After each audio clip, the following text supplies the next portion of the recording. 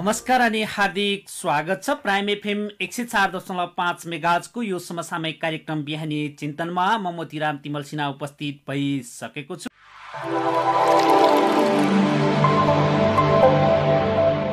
आज हामी समसामयिक विषयवस्तु बजेट, सरकारले भर्खरै प्रस्तुत गरेको बजेट, संसद विघटन र चुनावमुखी बजेट भनेर जसरी अहिले प्रतिक्रिया पनि आइरहेको छ, यी थुप्रै विषयवस्तुसँग हामी आज जोडिएर कुराकानी गर्नेछौँ। हामीसँग प्रतिनिधि सभा निर्वाचन क्षेत्र नम्बर 2बाट निर्वाचित पूर्व सांसद, पूर्व मन्त्री एवं नेकपा एमालेका केन्द्रीय सदस्य, काभ्रे जिल्ला इन्चार्ज पनि रहनुभएका आदरणीय नेता गोकुल बास्कोटाज्यूसँग हामी कुराकानी गर्नेछौँ। हामी कार्यक्रम बिहानी चिन्तनमा यहाँलाई हार्दिक स्वागत गर्न चाहन्छौँ। स्वागत छ यहाँलाई कार्यक्रम बिहानी चिन्तनमा। धन्यवाद मतिरामजी। आज हामी यहाँसँग विशेष गरी भर्खरै विघटित संसद र संसद विघटन पछाडि सरकारले ल्याएको बजेट, जुन अध्यादेशबाट सरकारले बजेट ल्याएको छ र ती बजेटका बारेमा उठेका टीका टिप्पणीहरूका सन्दर्भमा जोडिएर कुराकानी गर्नेछौँ। र यहाँसँग विशेष यो बजेटमा काभ्रे कहाँ पर्यो, प्राथमिकतामा काभ्रे कहाँ छ भन्ने सन्दर्भसँग जोडिएर कुराकानी गर्नेछौँ।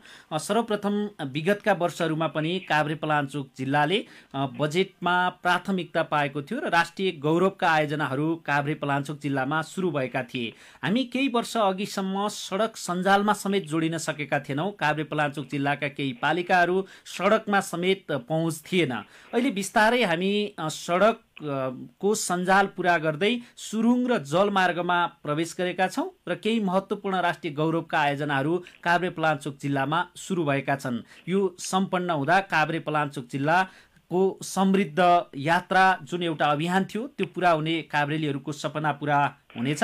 हामी यहाँसँग जोडिएर कुराकानी गर्नेछौँ। यो सुरुमै काभ्रेको प्राथमिकतासँग जोडिएर कुराकानी गरौँ। अब अहिले संसद छलेर अध्यादेशबाट बजेट ल्याएको भनेर टिप्पणी पनि छ, अर्को कानुन विपरीत बजेट भनिएको छ, यो बजेट कार्यान्वयन हुँदैन भनिएको छ र थुप्रै टीका टिप्पणी भए पनि तुलनात्मक रूपमा बजेट चाहिँ राम्रो छ है। ज्येष्ठ नागरिकहरूको सम्बोधन भएको छ, युवा विद्यार्थीहरूलाई सम्बोधन गरिएको छ, कृषकहरूलाई सम्बोधन गरिएको छ, तर पनि कार्यान्वयनमा गाह्रो छ भनिएको छ। अब हामी काभ्रेको प्राथमिकताबाट सुरु गरौँ न पूर्व मन्त्रीज्यू।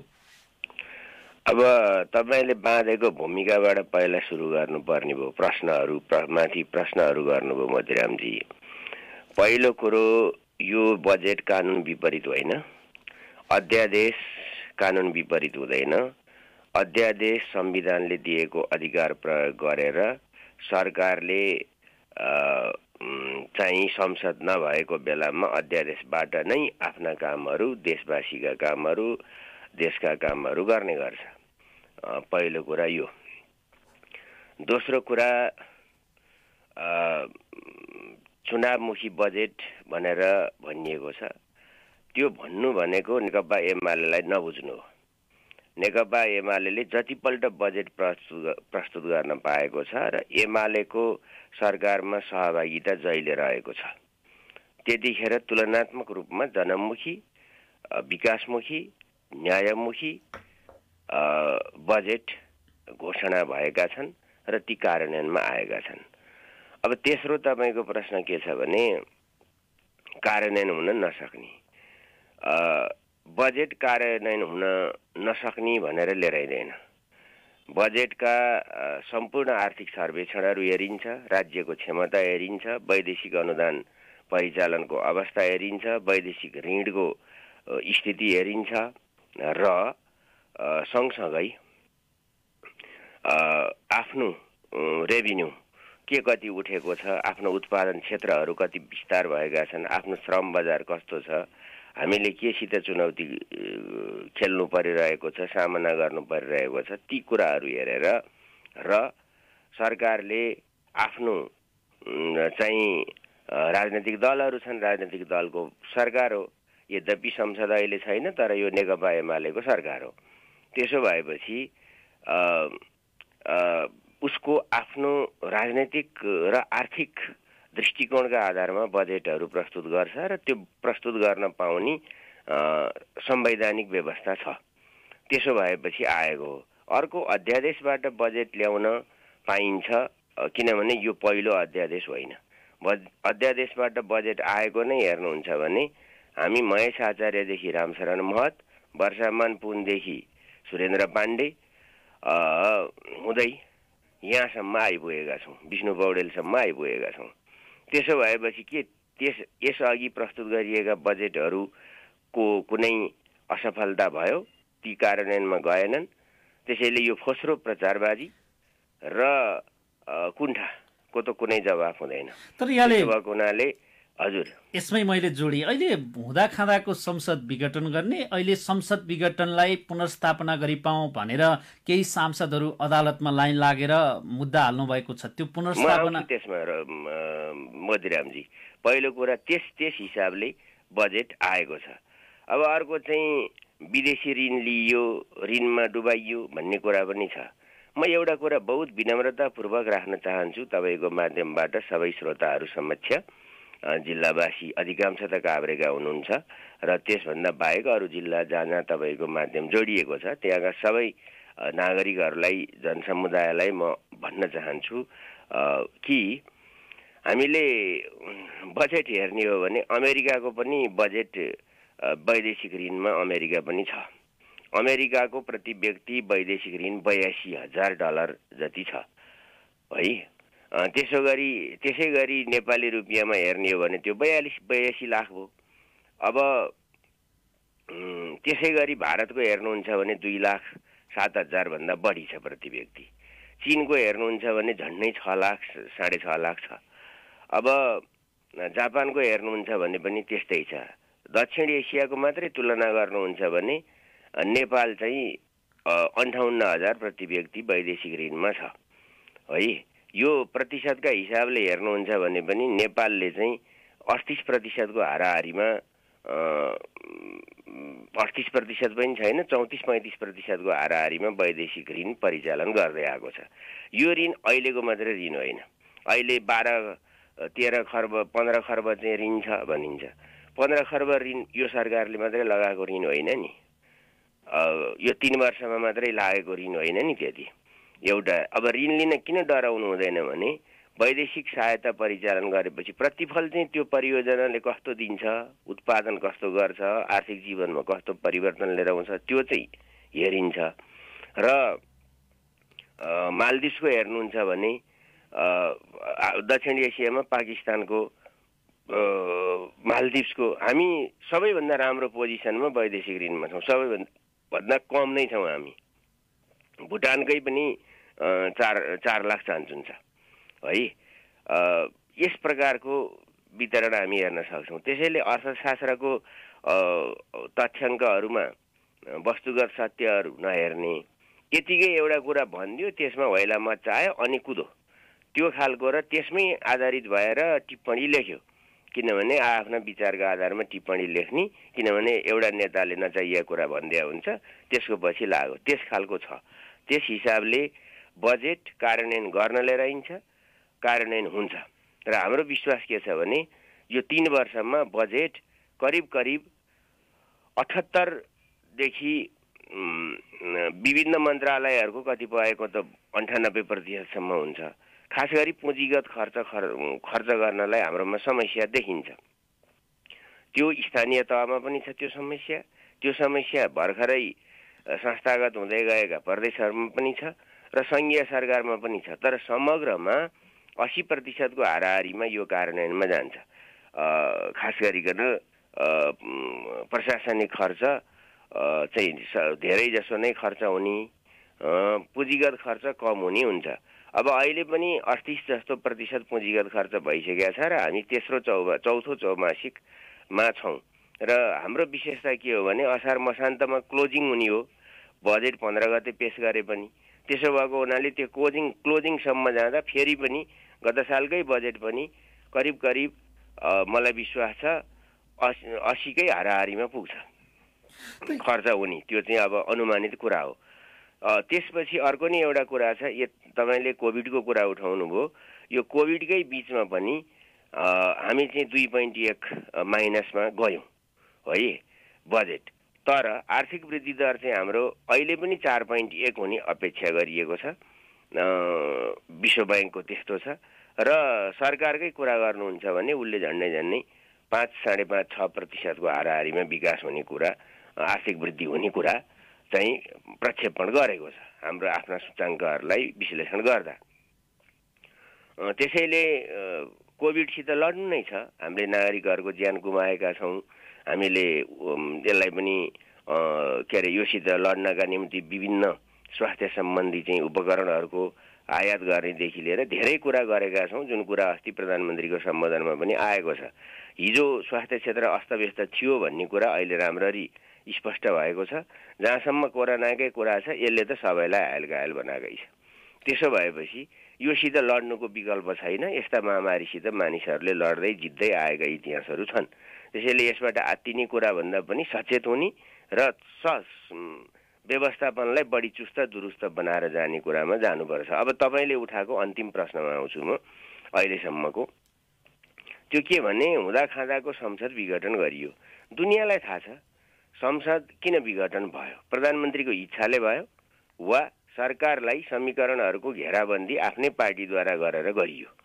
यसबीचका घटनाहरू सबै जनसमुदायलाई थाहा छ।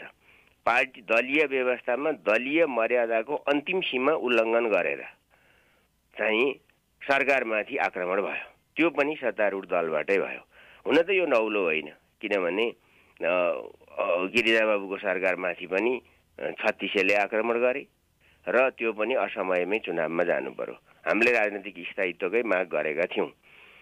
त्यसो भइसकेपछि त्यसलाई असफल पार्नको निम्ति कुण्ठाग्रस्त केही नेताहरूले निरन्तर अनावश्यक कुराहरू, जुन सत्यमा आधारित नभएका विषयवस्तुहरूलाई, तथ्यमा आधारित नभएका विषयवस्तुहरूलाई आग्रह र पूर्वाग्रहको र खास गरिकन आफू पदमा पुग्नुपर्ने मूलभूत उद्देश्य राखेर जे खालको हरकत गरियो, त्यस कारणले संसदले प्रभावकारी काम गर्न सकेन। किनभने रुलिङ पार्टीको कुरा गर्नुहुन्छ भने दुईटा पार्टी मिलेर सरकार बनाएको थियो।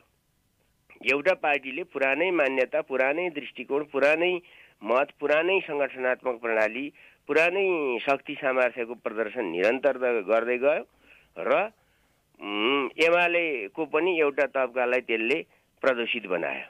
त्यो प्रदूषित र पर्न पनि गयो। उसले मात्रै बनाएको होइन, पर्न पनि गए, त्यहाँनिर जोडिन गए। त्यस्तो भइसकेपछि प्रधानमन्त्रीसित के विकल्प हुन्छ जब सरकार चल्दैन भनेपछि? अनि संसदमा हेर्नुहुन्छ, संसदमा अहिले पनि झन्डै 38वटा बिलहरू कहिल्यै छलफलमा आएनन् सरकारले बिजनेस दिँदा पनि। बहुचर्चित एमसीसी सांसदहरूले के गर्ने उनीहरूको कुरा हो। त्यो ठिक छ, बेठिक छ, त्यसको अध्ययन गर्ने, छलफल गर्ने, पारित गर्ने, नगर्ने, त्यसलाई संशोधित गरिदिने, त्यो सांसदहरूको कुरा हो। धेरै चिजहरू यस्ता भए जहाँ राजनीतिको मात्रै पापड सेकियो, सरकारलाई मात्रै घेराबन्दी गरियो। त्यसो भइसकेपछि र पार्टी समेत विभाजन गरियो। औपचारिक रूपले विभाजन हुन गाह्रो पर्यो, तर छुट्यो। छुट्टिसकेपछि पनि अर्को तबकाले फेरि हमला गर्यो र नेकपा एमाले भित्रको माधव नेपाल गुटले सम्पूर्ण सीमा उल्लङ्घन गर्यो। कर्णालीमा फ्लोर क्रस गर्ने, बागमतीमा आफ्नो उम्मेदवार, आफ्नो सूर्य चिन्हको नेकपा एमालेको आधिकारिक उम्मेदवार हराउने, त्यसमा गर्व महसुस गर्ने, बहादुरी प्रदर्शन गरियो भनेर ठान्ने। त्यसै गरी लुम्बिनीमा एमालेबाट निर्वाचित मान्छेलाई राजीनामा दिएर कङ्ग्रेसको तर्फबाट उम्मेदवार बनाउने, त्यसमा एलायन्स गर्ने, समीकरण बनाउने विपक्षीसित मिलेर। यही सङ्घीय संसदमै पनि 28 जनालाई विश्वासको मत दिने कुरामा समेत अनुपस्थित गराउने, त्यसमा पनि खुब गजब गरियो, चकमा देखाइयो, चखाइयो भन्ने खालको चाहिँ स्वाद लिने। अब यस्ता स्वादहरू लिँदै गइसकेपछि यो त्यहाँ पुग्न जरुरी थियो र लोकतन्त्रलाई जीवित राख्न, दलीय व्यवस्थालाई जीवित राख्न, विधिको शासन जीवित राख्न प्रधानमन्त्रीले संसद भङ्ग गरिदिनु भयो। यद्यपि अघिल्लो पल्ट गरिएको संसद भङ्ग चाहिँ अदालतले त्यसका केही प्रक्रियाहरू चाहिँ पुगेनन् भनेर व्याख्या गर्यो। त्यो फेरि पुनर्स्थापित भयो। त्यस यता पनि फेरि त्यही काम भयो, त्यही काम जारी छ र देश र जनताको निम्ति परिवर्तन र निर्माणको कसम खाएको, स्वाभिमान र राष्ट्रियताको झण्डा उठाएको पार्टीलाई तहस नहस बनाएर केही साथीहरू कङ्ग्रेसको बिना पारिश्रमिकका भरिया बन्न पुगेपछि प्रधानमन्त्रीसित विकल्प थिएन। र त्यति मात्रै होइन, उनीहरूलाई अवसर दियो, यतिसम्मको अवसर दियो कि ल सरकार बनाऊ। आफै विश्वासको मत माग्नुपर्ने अवस्था भयो। विरोध उदुम गरे, विकल्प दिएनन्।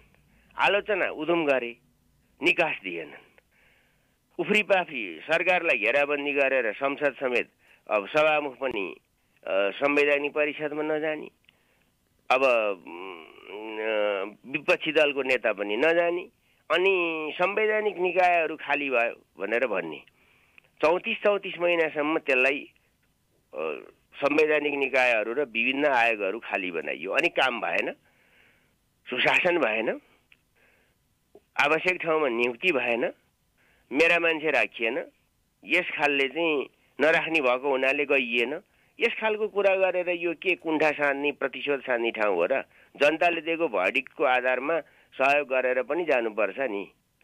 नीति कार्यक्रम आदि इत्यादि अरू कुरामा आलोचना गर्न पाइन्छ, तर सत्तारूढ दलभित्र विधि पद्धति अनुशासन प्रक्रिया मर्यादाको चाहिँ कान टट्टाउने भइला चाहिँ मचाइयो, तर तोड्न चाहिँ आफै गइयो। मैले अघि नै दृष्टान्त दिइसकेँ। 5-7 वटा अपराध विधि पद्धतिवाला अनुशासनवालाहरूले गरिराख्नुभयो। प्रधानमन्त्रीलाई चाहिँ गैर संवैधानिक ढङ्गले महाधिवेशनबाट निर्वाचित र जनताबाट निर्वाचित कार्यकर्ताबाट अनुमोदित त्यत्रो चाहिँ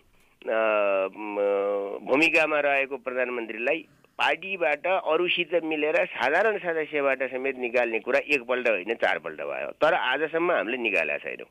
अहिले भर्खर 2-4 जना मान्छेलाई निष्कासित गरिदिएको हो। अहिले त्यो पनि लाज पचाएर अब एमालेबाट निष्कासितहरूले एमालेको ब्यानर दुरुपयोग गरेर म चाहिँ त्यसको वरिष्ठ नेता भनेर अर्को नग्नता प्रदर्शन गरिरहेका छन्, नकचरो प्रवृत्ति प्रदर्शन गरिरहेका छन्। यी सबै कारणले संसदले फङ्सन गर्न सकेन र त्यो भङ्ग हुन जरुरी थियो। त्यति मात्रै होइन, मैले फेरि पनि दोहोऱ्याउँछु, उनीहरूलाई तिमीहरू वैकल्पिक सरकार बनाऊ त्यसो भए भनेर विश्वासको मत मागियो। त्यसमा प्रधानमन्त्रीले विश्वासको मत पाउनु भएन। स्वाभाविक रूपमा संविधानको अर्को धारा एक्टिभ हुन पुग्यो। त्यो भनेको 42(2) अन्तर्गतको सरकार थियो, के 76(2) अन्तर्गतको सरकार थियो, अर्थात् दुई दलको सरकार थियो।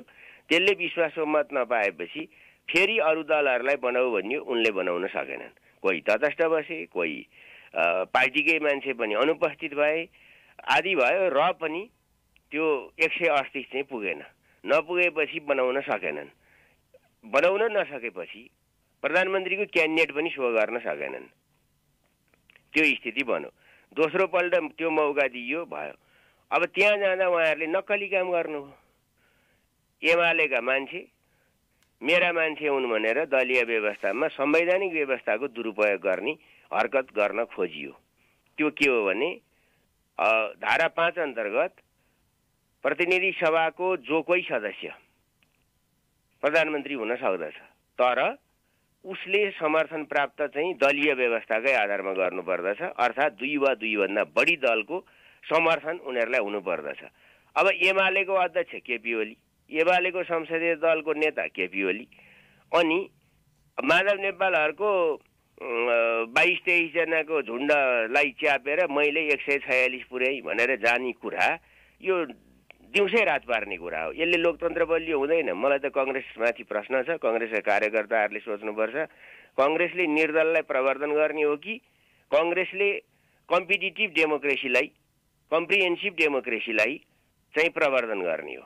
एउटा ठुलो प्रश्न सिर्जना हुन पुगेको छ। किन यस्तो भयो त्यो थाहा छैन, तर कङ्ग्रेसले त्यहाँ पुगेको छ र यसमा सफलता प्राप्त गर्ने सम्भावना म 0 देख्छु, किनभने संवैधानिक धाराको गलत व्याख्या हुँदैन। देशमा बहुदलीय व्यवस्था हो। यदि त्यसो गर्ने हो भने संविधान नै संशोधन गर्नुपर्छ कि अब निर्दलीय पञ्चायतको वकालत गरे भयो, पञ्चायतको वकालत गरे भयो नि त, दलै चाहिएन नि, जो जिते नि भयो नि, जो जता पनि जान सक्ने भयो नि। भोलि कङ्ग्रेसका मान्छे एमालेले तान्दियो भने पनि कङ्ग्रेसले विरोध त गर्न पाएन। कङ्ग्रेससित असन्तुष्ट भएका मान्छे सांसदहरू भोलि कुनै दिन एमाले वा अरू कुनै पार्टी जसको संसदमा उपस्थिति भयो भने तिनले ताने भने त्यहाँ के हुन्छ? त्यसो भएको हुनाले यो खालको कुरा भयो र सरकार बनाउने शक्ति, सामर्थ्य, अधिकार संविधानले नै जनतालाई दिएको छ। त्यसैले जब राजनीतिक दलहरूले विद्यमान संसदबाट निकास दिन सक्दैनन्, सरकार बनाउन सक्दैनन् भनेपछि स्वाभाविक रूपमा जनताको बिचमा जानुपर्ने अनिवार्य कुरा हो र त्यो जान्छ। र लोकतन्त्रमा निर्वाचन कुनै गलत कुरा होइन। निर्वाचन नहुनु, सत्ता निरन्तर कब्जा गर्नु चाहिँ गलत हो। उहाँहरूले अब विरोध गर्ने साथीहरूले दुईटा प्रश्नको जवाफ दिनुपर्छ। एक, लोकतन्त्र कि निर्दलीय पञ्चायत, के को पक्षमा उहाँहरू? दुई, निर्वाचन हुँदैन भने विरोध किन? त्यसो भए छोडिदिए भयो, आफूले बनाउन नसकेपछि छोडिदिए भयो नि त। अहिले पनि ल माधव नेपालहरूको झुन्ड गयो, जाँदा पनि त चाहिँ एमालेका सांसद त ती बाँकी रहन्नन्, एमालेले त तिनलाई निकालिदिन्छ।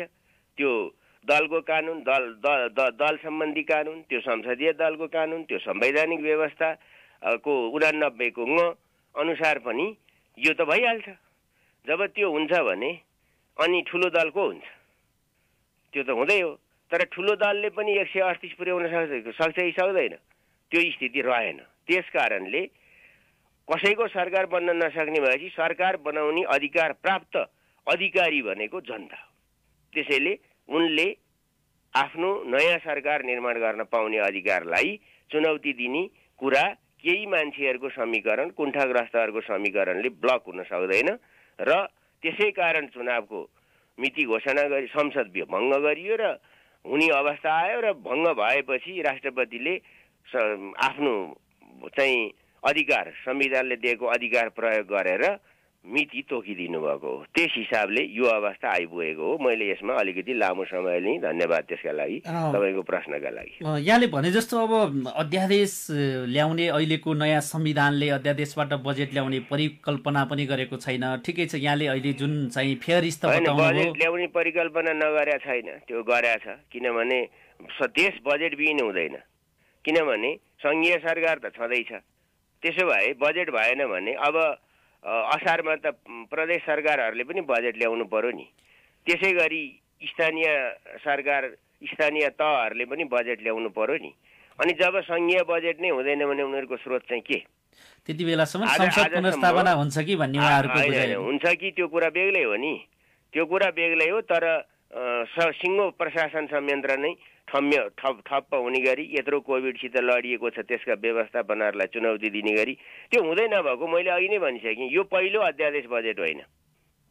महेश आचार्य नेपाली कङ्ग्रेसको नेतादेखि रामशरण महतले पनि एकपल्ट पेश गरेको छ र बिचमा भरत मोहनले पनि कहिले पेश गर्नुभयो कि जस्तो लाग्छ, त्यो हेर्नुपर्छ। 6-7 पल्ट यो भइसक्यो है। अब वर्षामान पुनले पनि प्रस्तुत गरेका हुन्। त्यसो भएपछि यसको विरोध गर्नुपर्ने, आफूले गर्दा ठिक, अर्काले गर्दा बेठिक, त्यही प्रयोग त्यो हुनसक्छ र? त्यही परम्परा आफ्नो ठिक, आफू मन्दिर गएर ढोगेको ठिक, अर्को मन्दिर गयो भने बेठिक हुन्छ र? उही त हो नि कुरा।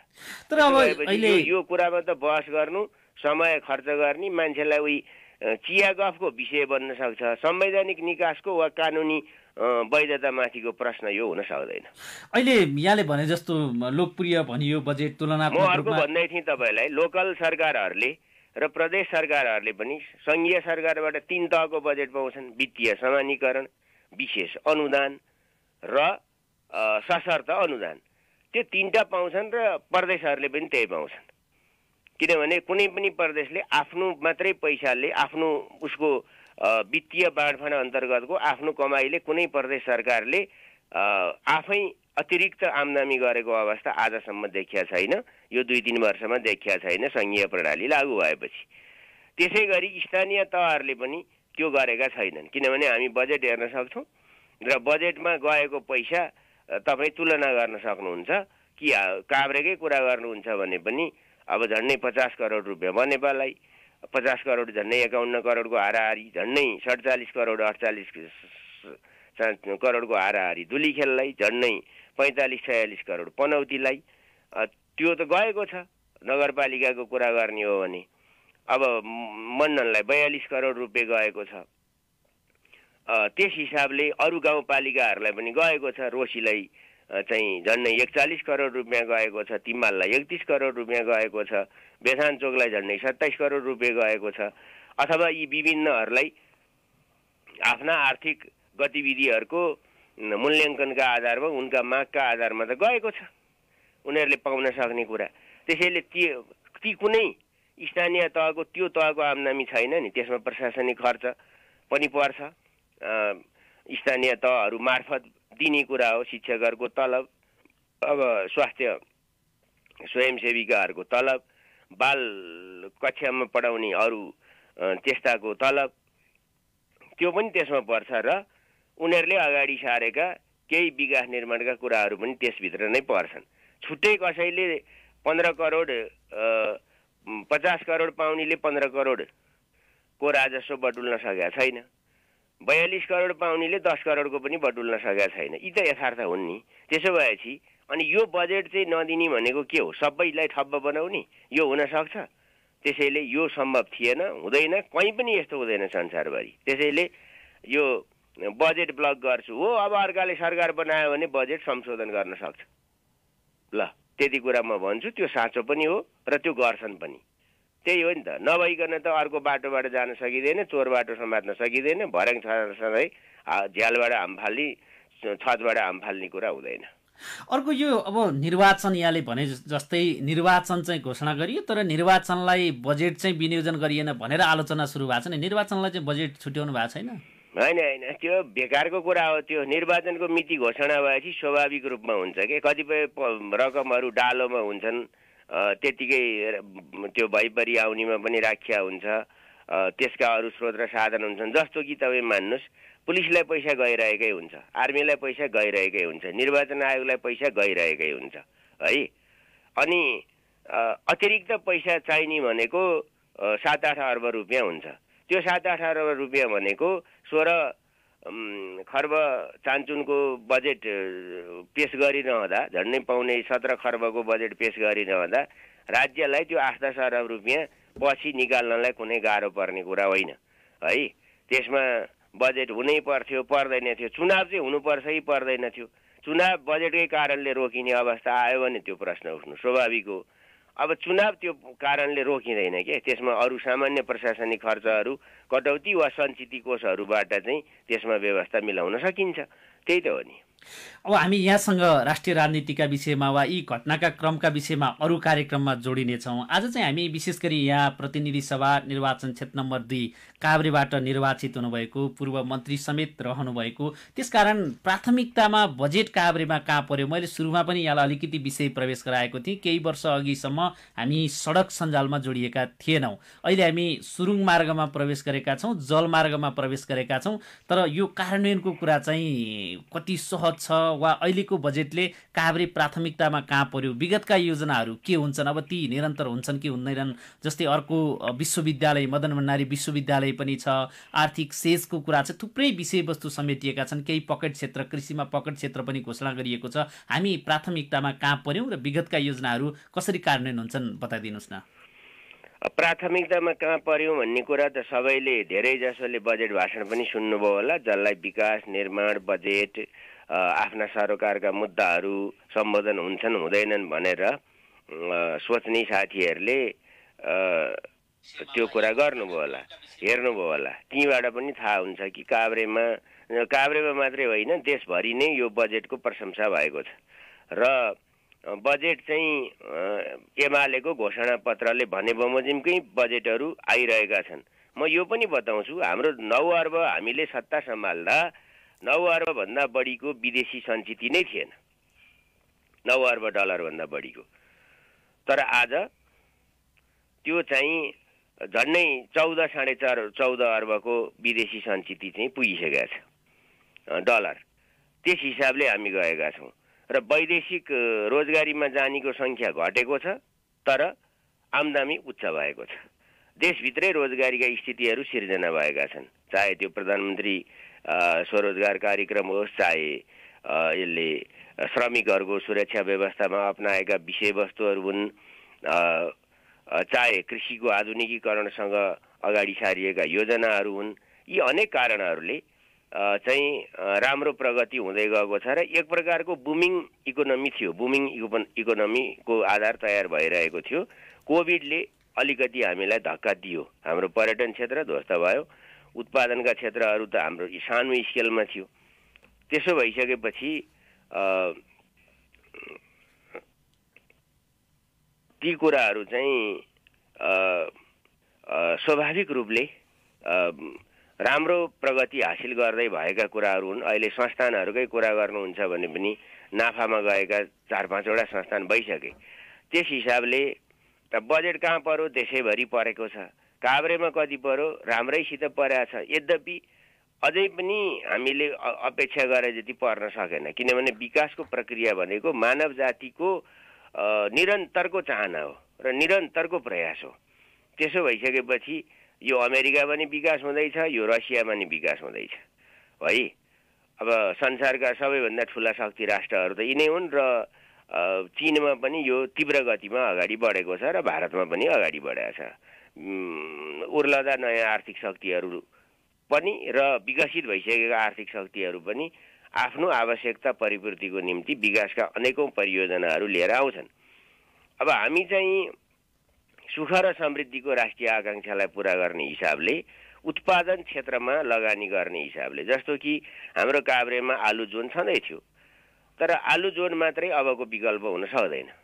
किनभने हाम्रो ठुला बनेपा, धुलीखेल, पनौती भनेको कुनै सांस्कृतिक सहरको जस्तो छ, कुनै वाणिज्य सहर जस्तो छ, कुनै चाहिँ पर्यटन सहर जस्तो छ, पर्यटकीय क्षेत्र जस्तो छ। अब पाँचखाल, मण्डन जस्ता केही ठाउँहरू कृषिमा बढी आधारित छन्, अरू सबै त्यस्तो छ। त्यसो भएपछि अब बसोबास बढ्दो छ, माइग्रेसन बढ्दो छ। अब जमिन बाँझो नराख्ने सरकारको नीति छ। त्यसो भइसकेपछि हामीले यसपल्ट यो कोरोना महामारीको बिचमा भिटामिन सी को महत्त्व त सबैले बुझे। त्यसको सबैभन्दा ठुलो स्रोत प्राकृतिक भिटामिनको स्रोत भनेको त अमला वा कागती नै हो, अथवा अरू यस अम्लीय तरिकाका चिजहरू भए।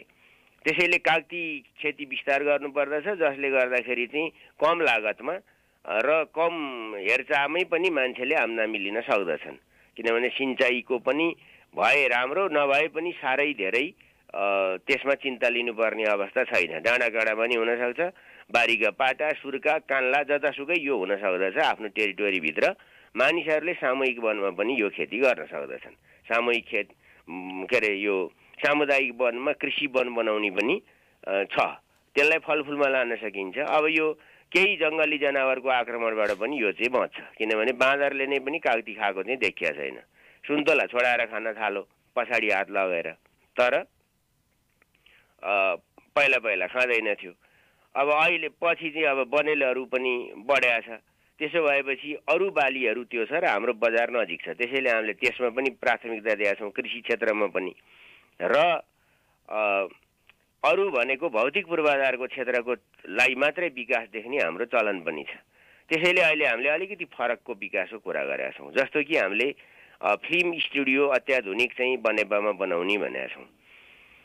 त्यसको निम्ति जमिन पनि झन्डै 40-41-42 रोपनी जमिन बनेपाको 10 नम्बर वडाको साथीहरूले त्यो उपलब्ध गराउनु भएको छ चलचित्र विकास बोर्डलाई। त्यसको तात्पर्य के हुन्छ भने त्यहाँ चाहिँ फिल्महरू सुटिङ हुन थाल्छ र त्यसले त्यहाँको इकोनोमीमा कुनै न कुनै प्रकारको सकारात्मक र सिकाइमा पनि संस्कृतिमा पनि कुनै न कुनै प्रकारको परिवर्तन लिएर आउँछ। त्यो सांस्कृतिक परिवर्तन लिएर आउँछ, त्यसले मानसिक परिवर्तन लिएर आउँछ, त्यसले आर्थिक परिवर्तन लिएर आउँछ, त्यसले सामाजिक परिवर्तन लिएर आउँछ। यो चिज त हुन्छ। त्यसो भएको हुनाले बाटाघाटामा पनि हामीले के भने नेपालले सुरुङ युग कथा होइन, अब जीवनको यथार्थ हो। त्यसो भएपछि हाम्रो यात्रा छोट्याउनु पर्यो, लागत घटाउनु पर्यो, उत्पादन बढाउनु पर्यो। त्यसका निम्ति हामीले उपत्यकाको काठमाडौँ उपत्यका चाहिँ एकदमै महँगो छ र मानिसहरू क्रमशः एकीकृत बस्तीमा बस्न रुचाउँछन्, सुगमता खोज्छन्। त्यो मान्छेको स्वाभाविक चाहना हो र त्यसो हुनु पनि पर्छ। राज्यले त्यसलाई प्रवर्धन गर्नुपर्छ। त्यसो भइसकेपछि स्वाभाविक रूपमा हामीले अहिले 2टा सुरुङ मार्गको अध्ययन गर्ने भएका छौँ। एउटा गोदावरीबाट मानेदोबान अर्थात् ललितपुरबाट मानेदोबानको पनौतीको मानेदोबानमा, र दोस्रो त्यसले चाहिँ काठमाडौँ विस्तारित हुनको निम्ति चाहिँ खोपासी, इटेफाट अब यतातिरसम्म जान सक्छ। मानव बसोबासका हिसाबले काभ्रे जिल्ला उत्कृष्ट नै छ। अर्को भनेको चाहिँ यहाँ भक्तपुरबाट पाँचखाल, त्यसले चाहिँ दोलखा, रामेछाप, सोलुखुम्बु समेतलाई, सिन्धुपाल्चोक समेतलाई त्यसले सोझै प्रभावित पार्दछ। बरु काभ्रे त धेरै प्रभावित हुँदैन, पाँचखाल र मण्डन मात्रै हो बढी सुगम हुने। त्यो यो सुरुङ सम्भव भयो भने फिजिबिलिटी सर्वे गरेपछि र डिपिआर बनाएपछि यसको लागत अनुमान आदि इत्यादि हुन्छ र त्यसले चाहिँ एउटा ठुलो चाहिँ परिवर्तन लिएर आउँछ सहरीकरणमा, उत्पादनमा, बसोबासमा, यी चिजहरूमा लिएर आउँछ। त्यस हिसाबले हामीले गरेका छौँ र पाँचखालमा फेरि किन गरियो भने हामी इन्टरनेसनल स्ट्यान्डर्डको एउटा अनुसन्धान समेत गरिने, मेडिकल कलेज समेत हुने गरी झन्डै इन्जिनियरिङ फ्याकल्टी चाहिँ चितलाङमा हो, बाँकी त्यसका झन्डै 32वटा जति विषयको पढाइ हुने कुरा त्यही पाँचखालमा स्थापित गरिएको मदन भण्डारी विज्ञान प्रविधि विश्वविद्यालय मार्फत गर्ने प्रक्रिया सुरु गर्ने भनेका छौँ। त्यहाँ जमिन पनि प्राप्त भइसकेको छ र केही जमिन चाहिँ त्यसभित्र परेको प्राइभेट जमिन पनि के गर्ने भन्ने छलफल चलिरहेको छ। त्यसो हुँदा अब यो पूर्वाधार औद्योगिक करिडोरको रूपमा पनि पाँचखाललाई हामीले लिएका छौँ। त्यो चाहिँ त्यस हिसाबले पाँचखालमा चाहिँ त्यो सेज पनि छ, त्यसले अन्तर्राष्ट्रिय नाकालाई पनि छुन्छ। त्यसो भइसकेपछि रणनीतिक महत्त्वको हिसाबले परियोजना छनौट हुने हो, यत्तिकै छनौट हुँदैन मलाई रहर लाग्यो तपाईँलाई रहर लाग्यो अर्कालाई। त्यसैले एउटा त हामीले सपना देख्यौँ, हाम्रो आवश्यकता र हाम्रो क्षमता के छ भनेर हामीले पहिचान गऱ्यौँ। त्यस आधारमा चाहिँ यी दुईटा कुरा अगाडि बढे। मदन भण्डारी युनिभर्सिटीको कुरा त्यही हो, किनभने आज कोरोना महामारी भयो तर खोप त हामीले बनाउन सकेनौँ। टियु थियो, साइन्स कलेजहरू पनि थिए, तर अनुसन्धानमा आधारित चिजहरू चाहिँ हाम्रो अलिकति कमजोरै भनेको हो। त्यस हिसाबले अब अनुसन्धानतर्फ पनि जानुपर्छ। त्यो बौद्धिक सम्पत्तिको ठुलो मूल्य हुन्छ। आज हामीले खोप किन पैसा तिर्छु भन्दा पनि पाइरहन सकेका छैनौँ, किनभने पेटेन्ट राइट भएका देशहरू त्यसमा चाहिँ एकाधिकार रह्यो नि त, जसले बनायो उनीहरूको एकाधिकार रह्यो। ती कम्पनी वा ती देशहरूको, जस्तो फाइजर चाहिँ जर्मनी र अमेरिकाले बनायो फाइजर कम्पनीको तर्फबाट खोप। अब त्यसै गरी चाहिँ जोन्सन एन्ड जोन्सन अमेरिकन कम्पनीले बनायो। त्यसै गरी अब चीनले चाहिँ भेरोसेल र अर्को दुईटा के बनाएको छ, क्युबाले बनाएको छ। अब रसियाले सबैभन्दा प्रभावकारी भनिएको छ अहिलेसम्म स्पुत्निक V5 बनाएको छ। तर मान्छेलाई त करिब 14 अर्ब डोज खोप चाहिएको छ र अहिले उत्पादनको कुरा गर्नुहुन्छ भने चीनमा भर्खर 56 करोडलाई उसकै देशमा उत्पादन हुँदा पनि 56 करोड नागरिकलाई मात्रै खोप लगाएको छ। अमेरिकाले 24-25 करोड जनतालाई खोप लगाएको छ, जबकि उसको 34 करोड जति जनतालाई खोप लाउनुपर्छ। त्यो पनि पहिलो खोप दोस्रो खोप हुने नै भयो। त्यसो भएपछि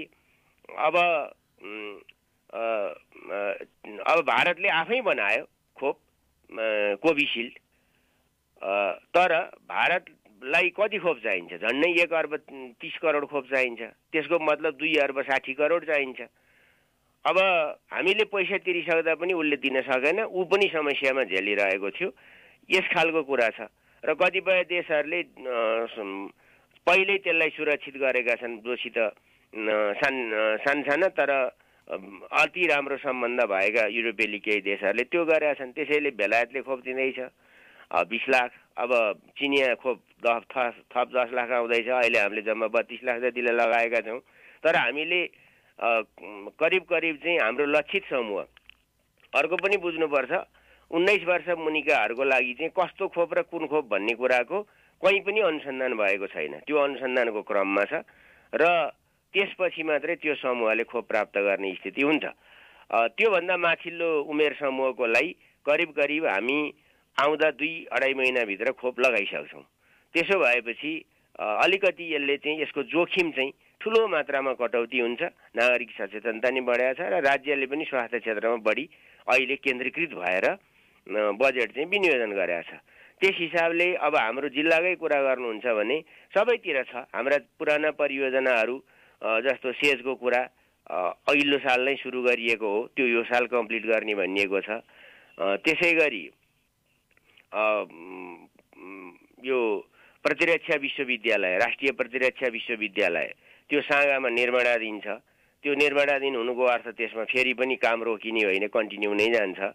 त्यसै गरी हामीले अर्को एउटा प्रस्तावित गरेका छौँ मदन भण्डारी प्रौद्योगिक विश्वविद्यालय। त्यो चाहिँ 6वटा विषय फ्याकल्टी चाहिँ काभ्रेमा प्रस्तावित गरिएको छ, 6वटा कास्कीमा प्रस्तावित गरिएको छ र त्यसको केन्द्रीय कार्यालय चाहिँ काठमाडौँमा रहने गरी त्यसको तयारी भएको छ। त्यो पनि 2 वर्षभित्र सञ्चालनमा ल्याउने भनिएको छ र जग्गा प्राप्तिको प्रक्रिया अब क्याबिनेटमा पुगेको छ। त्यसो भएपछि यो अर्को युनिभर्सिटीको कुरा पनि सम्भवतः हुन्छ होला काभ्रेमै, किनभने प्रक्रिया सुरु भएको छ। म त्यो विश्वास प्रकट गर्न चाहन्छु, सम्भव होला। अब हामीले यातायात सञ्जालको हिसाबले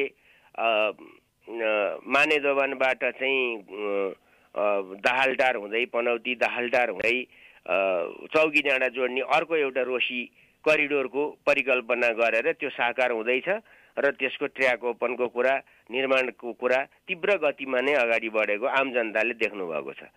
त्यसै गरी हाम्रो यातायातको अति विकट रहेको पनौती खोपासी कामीडाँडा तालढुङ्गा सडकको निम्ति पनि धमाधम काम भइरहेका छन् र त्यहाँ पनि राम्रै बजेटहरूले काम भइरहेका छन्। ती रोकिने होइनन्, त्यसको धेरै चर्चा गरिरहनु पर्दैन किनभने त्यो कन्टिन्यू काम अगाडि बढेको छ। त्यसै गरी उता महाभारतपट्टिको पनि भएको छ। तिमालमा पनि भकुण्डे बेसीबाट पौवासम्मको चाहिँ रणनीतिक सडकको निम्ति अस्तिकै दिन प्रधानमन्त्रीले 165वटा बाटोहरू शिलान्यास गर्दाखेरि त्यो गर्नुभएको छ। तिमालको खानेपानी यस वर्ष सम्पन्न गर्ने भनिएको छ, जसको लागत बढ्दै गएको छ किनभने त्यो लिफ्ट सिँचाइ हो। अब त्यसरी चाहिँ महाभारत र तालढुङ्गा जोड्ने मूल बाटोहरू, अब तिमालको मूल बाटोको स्तर उन्नति गर्ने कुराहरू, त्यसै गरी चाहिँ अरू बाटाहरू पनि अब त्यो सबैलाई थाहा छ कि यो कोशीपारीको धेरै महत्त्वपूर्ण ठानिएको पुलको ठेक्का लागिसकेको छ। यही कोभिडका कारणले शिलान्यास रोकिएको छ, डिजाइन सिजाइन सबै सकिएको छ। झन्डै त्यो पुल 14 करोड रुपियाँको ठेक्का मध्ये 12 करोड जतिको लागेको छ। अनि अब सिलामेको भिरको बाटो पनि त्यसमा 26 करोड रुपियाँ राखिएको छ, त्यो भेक्सिमलेसम्म जान्छ। त्यो एउटा कोशीपारी क्षेत्रको निम्ति राम्रो कुरा हो। अब लोकमार्ग, मध्य पहाडी लोकमार्ग जुन एमाले नै सुरु गरेको हो, एउटा चाहिँ मध्य पहाडको विकासलाई केन्द्रमा राखेर बसाइसराईदेखि लिएर पहाडी जनजीवनलाई सुरक्षित र जीवन्त राख्नका निम्ति त्यो 4 लेनमा बदल्ने कुरा प्रक्रिया सुरु भएको छ। पिच पनि भइरहेको छ, तपाईँहरूले गएर हेर्न सक्नुहुन्छ। करिब करिब चौरी देउरालीदेखि वरसम्म पिच आइसकेको छ। यो पनि काम भएको छ। त्यसै गरी हामीले पाठशालबाट फेरि अर्को छोटो बाटोको रूपमा बनेपा निस्किने त्यो बाटोको काम पनि धमाधम भइरहेको छ। कतिपय ठाउँमा पिच भएको छ। अब मण्डनमा पनि तपाईँहरू सबैलाई थाहा छ, हामीले नगरकोट हिगुवापाटी चण्डिनी भनौँ यो जोगीटार हुँदै ज्याम्दी भएर दोललघाट जाने बाटोमा अहिलेसम्म पैसा नै करिब करिब चाहिँ 62 करोड रुपियाँ खर्च भइसकेको छ र 40 करोड रुपियाँले अब हिगुवापाटीदेखि दोललघाटसम्मको पिचको प्रक्रियाको अस्ति शिलान्यास नै भएको छ। अब हिगुवापाटीभन्दा माथितिरको खण्डको निम्ति धमाधम बाटो विस्तार गर्ने र स्तर उन्नति गर्ने काम चालु छ। त्यसको बजेटको कुनै अभाव हुने होइन र त्यो काम सिद्धिनासाथ पिचको प्रक्रियाको निम्ति फेरि त्यसमा त्यो सहायक राजमार्गको हिसाबले अगाडि बढाइएको हुनाले त्यसमा पनि फेरि अर्को 40 करोडै जति पैसा अथवा जति लाग्छ त्यति पैसा थपिन्छ पिच गर्नको निम्ति। अब कुन्ताबेसी नगरकोट सडक पनि त्यसै गरी त्यो नगरको केही पैसा, प्रदेशको केही पैसा र सङ्घको पैसा गरेर त्यो काम पिचको प्रक्रिया चलिरहेकै छ। अब बनेपा पनौती र धुलीखेलको धेरै नै महत्त्वपूर्ण योजना सहरी पूर्वाधारको विकास र स्मार्ट सिटीको निर्माणको निम्ति 2 परियोजनाहरू अगाडि बढेका छन् र स्मार्ट सिटीको निम्ति 1 अर्ब रुपियाँ विनियोजित भएको छ, जसमध्ये 36 करोड रुपियाँ करिडोरको निम्ति छ। बाँकी 3टा नगरपालिकाहरू आपसमा छलफल गरेर उनीहरूले खर्च गर्न सक्दछन्। पार्क बनाउने, अब विभिन्न चाहिँ पाटी पौवा बनाउने, अब मठ मन्दिरहरू संरक्षण गर्ने, पुरातात्विक चिजहरूलाई रिनोभेट गर्ने, सडक ढलका कुराहरू गर्ने, साना साना खानेपानी वा सिँचाइका कुराहरू गर्ने, जेमा पनि उनीहरूले त्यसमा खर्च गर्न पाउँछन्, पर्यटन प्रवर्धन गर्ने समेत ती चिजहरू पनि छन्। अब हामीले महाभारत रेलको प्रक्रिया अगाडि बढाएका छौँ, त्यो छँदैछ। किनभने त्यसमा 7 किलोमिटर त त्यो ट्रेलै बनिसकेको छ अहिलेसम्म है। अब अहिले पनि त्यो निर्माण कार्य जारी छ र आउँदो वर्ष पनि त्यो कन्टिन्यू अगाडि बढ्छ। त्यस हिसाबले हामी कुनै एउटा क्षेत्र होइन, पर्यटनको क्षेत्रमा पनि हामीले सम्भाव्यता, जस्तो कि हामी चण्डेश्वरीदेखि बासुकीसम्म चाहिँ एउटा अर्को यो सिँढी चाहिँ निर्माण गर्ने काममा लागेका छौँ। त्यसको निम्ति 5 करोड पैसा छ। झरनाको निम्ति पनि हामीले चाहिँ 3 धारे झरना जुन चर्चामा थियो र छ, हिउँदमा त यस्तै त्यस्तै हो, बर्खामा त्यो धेरै राम्रो देखिन्छ अलि पानी भएको बेलामा, हिउँदमा अलि सुक्छ पानी, जहाँ पनि त्यो स्वाभाविकै छ त्यो छ। अर्को हामीले तटबन्धको प्रक्रियालाई सुरु गर्ने भनेका छौँ। त्यो दोलालघाट आसपासको क्षेत्र र दोलालघाटबाट हामीले जल यातायातको पनि कुरा गरेका छौँ र त्यो खुरकोटसम्मको निम्ति, र त्यहाँबाट फेरि ड्याम चाहिँ छुटिन्छ, त्यहाँ चाहिँ अब लोडहरू चेन्ज गर्नुपर्ने हुन्छ। त्यसैले चाहिँ यस खालका नयाँ नयाँ कुराहरूमा पनि हामी प्रवेश गरेका छौँ। कृषिको क्षेत्रमा पनि, यातायातमा पनि, अब जल यातायातको कुरा पनि छ। अब हवाईको कुराको सन्दर्भमा दुनियाँलाई जगजाहेर छ, त्यो चाहिँ त्यसको निम्ति अघिल्लैपल्ट ठाउँ छनौट भइकन, फिजिबिलिटी सर्वे गरिकन, साना विमानहरू रहन सक्छन् भन्ने निष्कर्ष निस्किकन सरकारले प्रारम्भिक काम गर्नको निम्ति 25 करोड रुपियाँ छुट्याएको थियो। तर अब माधव कुमार नेपालले परराष्ट्र समितिमा त्यसलाई ब्लक गर्नुभयो, रोक्नुभयो र त्यो आवश्यक छैन भनेर त्यसमा चाहिँ निर्णय गराउनु भयो। त्यसो भएपछि त्यो काम अलमल्ल परेर बसेको अवस्था ठिक साँचो हो है। यसका निम्ति मेरो कुनै दोष पनि छैन, र छ भने त्यो अनावश्यक कुरामा व्यक्तिसितको रिसाले परियोजना ध्वस्त बनाइदिने जुन गल्ती भएको छ, त्यो काभ्रेली जनताले एउटा मनमा गम्भीर क्षतिको रूपमा लिएका छन्, प्रश्न पनि उठाएका छन्, किन बनेन यो काठमाडौँको वैकल्पिक विमानस्थल, जहाँ 31% काठमाडौँको हवाई चापलाई कम गर्न सकिन्थ्यो र काभ्रेको पर्यटन विकासमा बढ्ता महत्त्व पुग्थ्यो। हामी अब धुलीखेल दोलालघाट सडकलाई पनि 4 लेन गर्ने गरी बजेट विनियोजित भएको छ। अर्को एउटा छुट्टै परियोजना छ सूर्यविनायकबाट धुलीखेलसम्मको, त्यो जापानिजहरूसितको नेगोसिएसन जारी रहेको हुनाले र सुरुङ सम्बन्धी विषयमा अलिकति दृष्टिकोणहरू नमिलेको हुनाले त्यो अलिकति अल्मलिएर बसेको छ। तर पनि अहिले त्यसको काम प्रक्रियाहरू चाहिँ आरम्भ हुन्छ, त्यो योजनामै रहेको कुरा छ, विगतकै योजनाभित्र त्यो योजना छ। र त्यसको निम्ति अहिले सुधारको कामको हिसाबले हेर्नुहुन्छ भने बनेपाको दुवै साइडमा गर्नको निम्ति पैसा छुट्याएर काम सुरु गरिएको थियो, तर कोभिडले भद्रगोल बनाएर के भयो त्यो मैले त्यति हेर्न भ्याएको छैन। त्यस हिसाबले हामी सघन सहरी क्षेत्रमा मण्डनमा पनि हामीले अब भर्खरै नवोदित नगर हो, त्यसमा 3टा ठुल्ठुला काम चाहिँ अगाडि बढेका छन्। एउटा त मूल सहायक राजमार्गै बन्यो, त्यो धेरै ठुलो उपलब्धि हो मण्डनको लागि। दोस्रो, मण्डनबाट नगरकोट निस्किने बाटो पनि ठिक ढङ्गले अगाडि बढाएको छ, नालापट्टिबाट मण्डन जाने बाटो पनि जोडिँदैछ। त्यसै गरी यो र डुडामुख भएर चाहिँ तल फेदी निस्किने, यो कोट्याङ हुँदै फेदी निस्किने बाटोमा पनि 35 करोड पैसा राखिएको छ। त्यसको काम टेन्डर पनि लागिसकेको छ, अब काम सुरु हुन्छ। ती बहुवर्षीय योजना हुन्। अब पाँचखालमा पनि 2टा तिनपिब्लेपट्टिको बाटोको काम करिब सकिएको छ र त्यसलाई अब 26 मिटरको विस्तारित गर्ने भनेर फेरि नयाँ त्यसलाई विस्तार गर्ने परियोजना पनि अगाडि बढाइएको छ। त्यसै गरी तामाघाट बोरे दोबानको निम्ति पनि करिब श्रीराम पार्टीसँग पिच भइसकेको छ र अहिले 10 करोडको ठेक्का लागेको छ। त्यसले अरू 2-4 किलोमिटर तलसम्म पिच प्रक्रिया लैजान्छ र त्यो पनि बहुवर्षे छ। हामीले पलाञ्चोक डाँडोको चाहिँ करिब काम सकेका छौँ। त्यसैले सानातिना केही काम कहीँ कतै बाँकी छन्। अरू चालु योजनाहरू कन्टिन्यू छन्। मैले भन्न खोजेको चालु योजनाहरू कन्टिन्यू छन्, ती विभिन्न मन्त्रालयको तहगत हिसाबले ल्याउँछन्। मण्डनमा हामीले अब केही पुलको कुरा अगाडि बढाउन खोजेका छौँ। सहरी पूर्वाधार विकास गर्ने हिसाबले त्यहाँ चाहिँ चाखोला करिडरको पनि एउटा सर्वे गर्नुपर्ने र त्यसको सम्भावना के छ अध्ययन गर्नुपर्ने कुरा छ। अर्को चाहिँ त्यहाँ चाहिँ साना बाटाहरू नगरपालिकाले मात्रै गर्न सक्ने अवस्था रहेन, किनभने त्यसको आम्दानी पनि छैन, त्यति भिजन पनि देखिएन। त्यसमा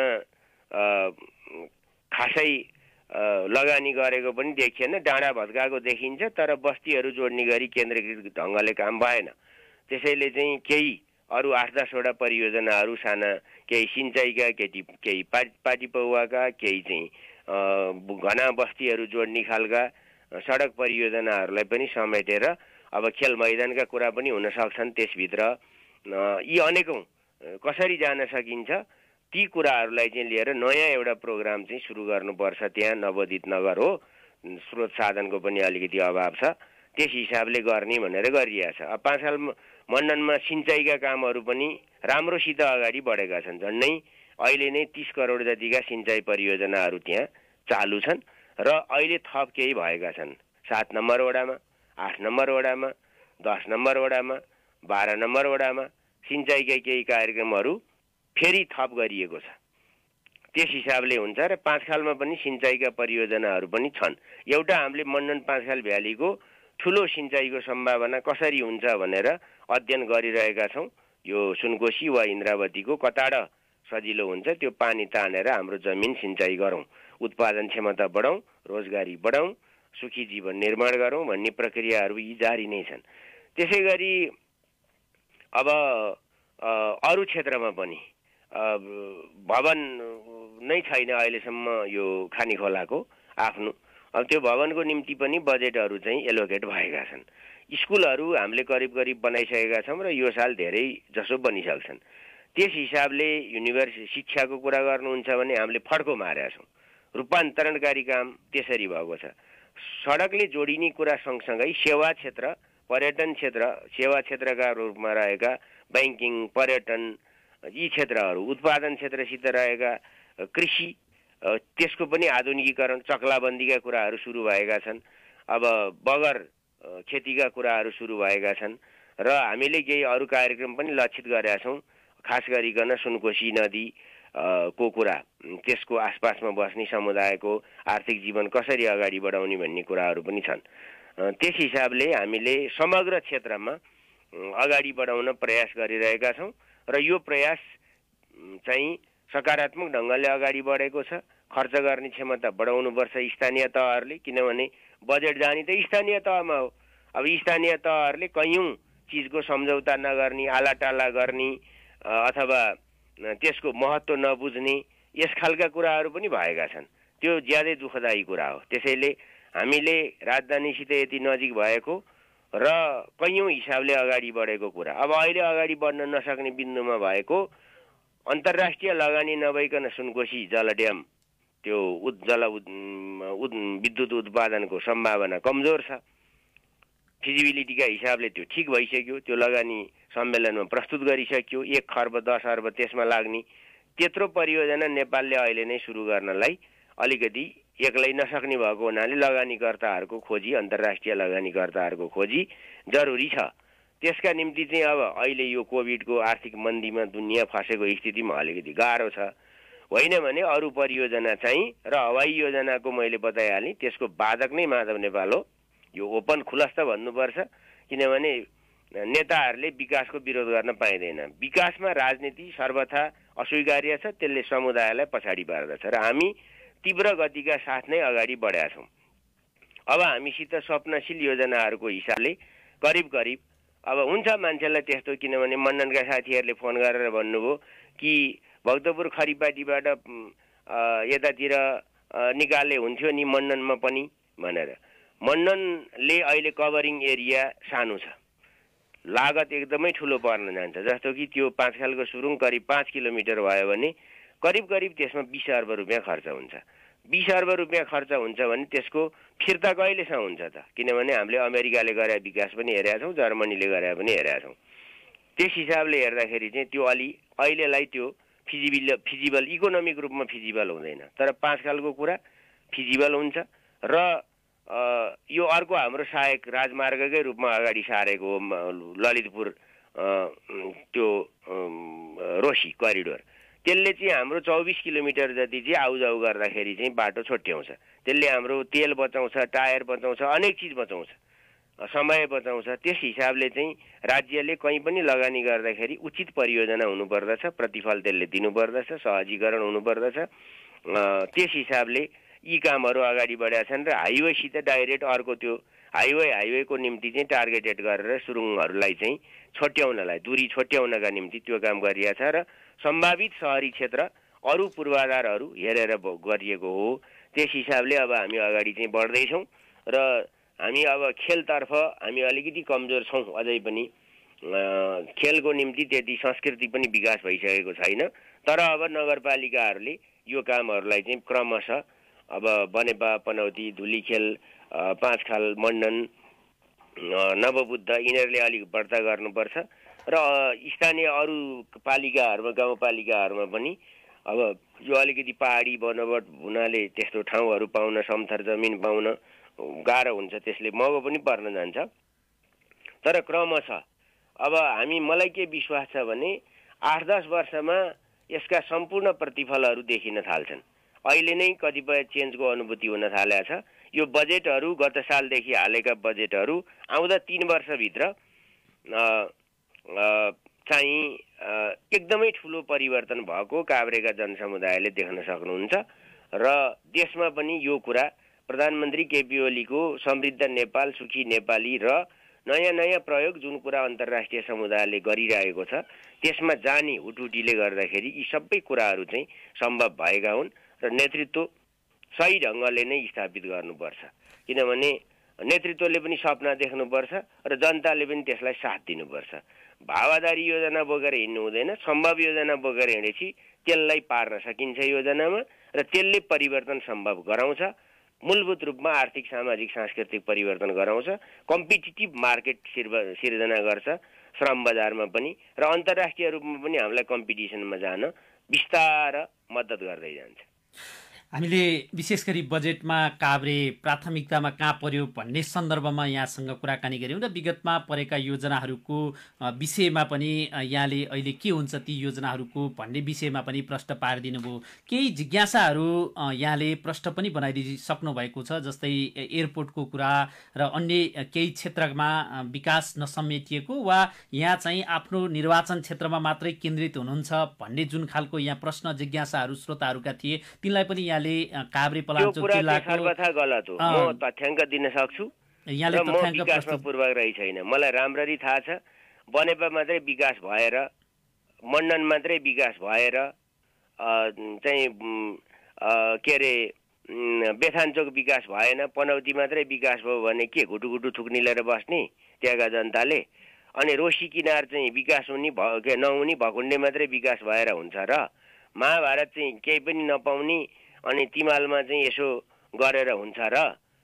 त्यो हिसाबले चाहिँ भुम्लु विकसित हुने तर कार्तिके देउराली भनौँ न त्यो चौरी पालिका चाहिँ विकास नहुने भएर हुन्छ र? सिँगै देश विकास गर्नुपर्छ र योजना नेतृत्वले लिएर आउनुपर्छ। अब सानसाना योजना त सङ्घीय बजेटले समेट्दैन। त्यसको निम्ति कतिपय छुटेका छन् भने साथीहरूलाई म अनुरोध गर्न चाहन्छु, हामी प्रदेश पनि हाम्रै सरकार हो, यसमा कुनै अलमलको कुरा छैन। अनि प्रदेश सरकारले पनि उही प्रकृतिको चालु योजनालाई पनि छुट्याउँछ, केही नयाँ योजनाहरू पनि समावेश गर्छ। त्यसरी जान सकिन्छ। त्यसैले त्यस्तो गर्ने थियो भनेदेखि त झन्डै मलाई हिसाबै भन्नुहुन्छ भने म 2 नम्बर क्षेत्रमा 2.2 अर्बको बजेट पाइरहँदा 1 नम्बर क्षेत्रमा पनि 1.5 अर्ब जतिको छ। जस्तो डाँडापारीको विद्युतीकरण के हो त? त्यो काम भएको होइन। डाँडापारीका बाटा अगाडि बढेका छन्, ती काम भएको होइन। डाँडापारीमा के पुलहरू पनि अगाडि बढाइएको छ, त्यो प्रक्रिया सुरु गरेको होइन। अनि रोशी किनारको बाटो नै त्यो के प्रक्रिया सुरु गरेको होइन। तिमालको बाटो सुरु गरेको होइन। त्यसो भएपछि यी चिजहरू छन्, आवश्यकता फरक छन्, हाम्रा ठाउँअनुसारका चेतना फरक छ ठाउँअनुसारका। त्यसैले कहीँ आवश्यकता र चेतनाको सम्मिश्रणमा अगाडि बढ्छ, कहीँ आवश्यकताको सिद्धान्तले मात्रै अगाडि बढ्छ, अरू कुरा सोच्न त्यहाँको नेतृत्वले नि भ्याएको हुँदैन। किनभने डाँडापारीको निम्ति पार्क बनाउनुको के मतलब छ? डाँडापारी त बाटो नै जोड्नु पर्यो नि पहिला, मूल कुरा नै बाटो हो नि त। त्यसैले फोकसिङ कहाँ छ? डाँडापारी बाटोमा। अब दोस्रो के छ भन्दाखेरि उज्यालो हो, उज्यालोमा फोकसिङ भयो। तेस्रो स्कुलहरूको कुरा गर्नुहुन्छ भने म दावासाथ बताउँछु 9वटा स्कुल 2 नम्बर क्षेत्रपट्टि राख्दा 11वटा स्कुल 1 नम्बर क्षेत्रपट्टि राखिया छ। किनभने त्यसमा कुनै पक्षपात गर्ने कुरा छैन। यो कुनै शक्तिको खेल होइन, यो इमानको खेल हो र आफ्ना प्रतिबद्धताहरूको खेल हो। अर्थात् त्यो दायित्व बोधको कुरा हो, खेल भन्दा पनि दायित्वको कुरा हो। त्यो दायित्वबाट हामी चुक्दैनौँ। कोही पनि निराश हुनु पर्दैन, निराश नहुनुहोस्। बरु अब जनप्रतिनिधिहरू पनि उत्तिकै सक्रिय हुनुपर्छ, पदमा हुँदा वा नहुँदा। पदमा हुँदा बहुत सक्रिय हुने, पदमा नहुँदा घुस्रुक्क परेर बस्नुपर्ने जरुरी छैन। र जनतासितको अन्तर्क्रिया र सपनाहरूमा आफ्नो कल्पना र जनताको आवश्यकताको सम्मिश्रण गराउन सक्ने क्षमता नेतृत्वमा पनि चाहिन्छ। त्यस हिसाबले नेतृत्व छनौटका विज्ञानहरूमा पनि जनताले निर्णय गर्नुपर्छ। यतिकै अब हावामा यतिकै लहैलहीमा मात्रै कुदेर हुँदैन। र मैले भने विकासको प्रश्नमा म कुनै राजनीतिक प्रतिशोध वा वैचारिक असहमति वा भूगोलको विभेद यो कुनै पनि कुरालाई म स्वीकार गर्दिनँ। यो कुरा एकदम म आफ्नो तर्फबाट दाबीसाथ भन्न सक्छु। र मैले त्यो अरू 1 अर्ब पैसा पनि यतैका फन्टङ योजनाहरूमा हालिदिन सक्थेँ, तर त्यो काम गर्नु अन्याय हुन्थ्यो 1 नम्बर क्षेत्रका जनतालाई। त्यसैले त्यसमा म जान चाहिन, त्यो कुरा होइन। तिमाल खानेपानी योजनाको अहिले काभ्रेका विकासका जति योजना अगाडि सारिया छ, म दावासाथ भन्छु एमालेको 5औं जिल्ला अधिवेशन हुँदाखेरि नै अगाडि सारेका योजनाहरू हुन्। म आफै संयोजक हुँ त्यसको, त्यो ड्राफ्ट कमिटीको संयोजक म आफै हुँ, हाम्रा दस्तावेजहरूले भन्छन्। र त्यसलाई साकार गर्ने कुरा यो आज टपलक्क बजेट परेको, योजना परेको, साथीहरू काहीँ खुसी भएको, काहीँ अलिकति नपरेर खिन्न भएको हुनुहुन्छ। म सबैलाई स्मरण गर्न अनुरोध गर्छु कि पत्रकार साथीहरूले पनि त्यतिखेरका पनि तपाईँहरूका पत्र पत्रिका चाहिँ डकुमेन्ट चाहिँ अर्काइभिङ गर्नुभएको छ भने हेर्न सक्नुहुन्छ। त्यतिखेरैदेखि हामीले अगाडि उठाएका मुद्दाहरूलाई लिएर आएको हो। अब कहिलेकाहीँ मूल नेतृत्व पूर्वाग्रही हुन्छ होइन, कहिलेकाहीँ नेतृत्वले ती कुरा बिर्सिन्छ, तर मैले बिर्सेको पनि छैन, बिर्सिनेवाला पनि छैन। र जलयातायातको कुरा जुन छ तपाईँले भन्नुभयो नवीन कुरा हो। यो नवीन कुरा अहिले घोषणा भयो, कार्यान्वयन हुन यसको समय लाग्ला। किनभने अब मरिन डाइभर्सनले त त्यहाँ बाँध बन्छ तल खुरकोट छेउमा, त्यसले एउटा अलिकति नदीको बहाव छ त कहीँ ढुङ्गा फुटाउनु पर्ने होला, कहीँ पन्छाउनु पर्ने होला सहज आवागमनको निम्ति। तर यो योजना त जल यातायातको कुरा त त्यतिखेरै उठाएको हो, म आफ्नै नेतृत्वमा उठाएको हो। त्यसो भएपछि एमाले विकासको घोतक हो, सामाजिक न्यायसहितको विकासको घोतक हो एमाले। यसमा कुनै प्रश्न रहेन। बजेटमा पनि बच्चा पनि समेटिया छ। बच्चाकै सुरक्षित जीवन भएन भने के बाँकी समाजको कल्पना गरिन्छ?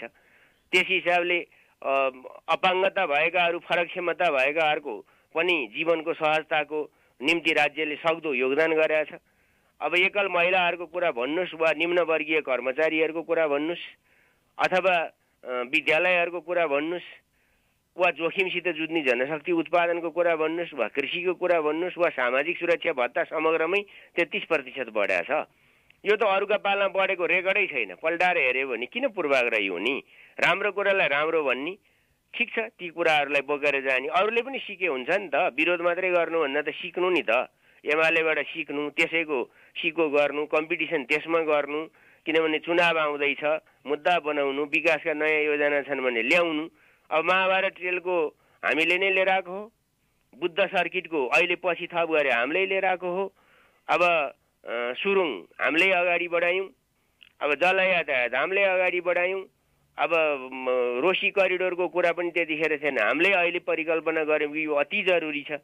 किनभने हाइवे त सानो छ, त्यसैले त्यहाँको चाहिँ व्यापक आर्थिक गतिविधि पनि बढाउनु पर्ने हुन्छ। त्यसैले यी चिजहरूमा त ध्यान दिनु पर्यो नि, नेतृत्वले गतिशील हुनु पर्यो नि।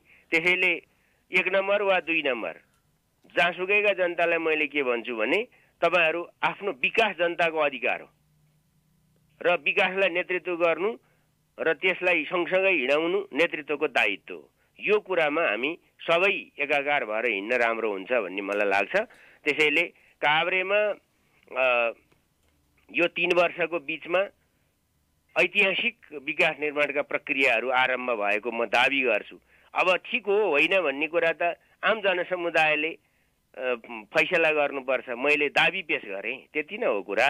जनताले के ठान्नु भएको छ, उहाँहरूको अनुभूति के छ, उहाँहरूको हेराइ के छ, बुझाइ के छ, दृष्टिकोण के छ, सत्यको कसीमा यी दाबीहरू ठिक हुन् कि होइनन् भन्ने कुरा हेरे भयो।